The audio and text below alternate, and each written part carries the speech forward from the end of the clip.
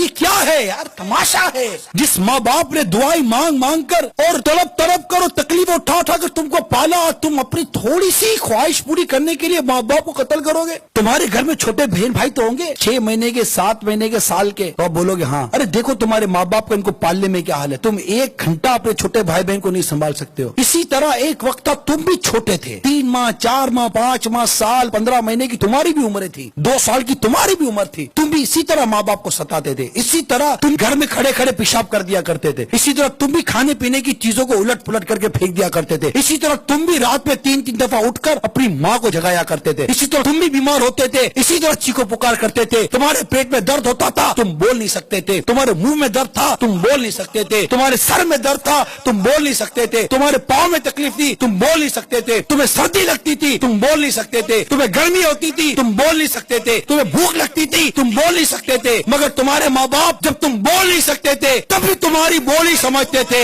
आज जब तुम बोलते हो तो माँ बाप को बोलते हो तुम हमारी बात समझते नहीं। अरे तुम्हारा माँ बाप उस वक्त तुम्हारी बात समझते थे जब तुम बोल नहीं सकते थे। आज जब तुम बोल सकते हो तो क्या तुम्हारे माँ बाप तुम्हारी बात समझते नहीं होंगे?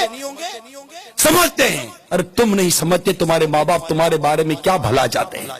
अरे इस माँ ने पैसा रोककर क्या बुरा किया था?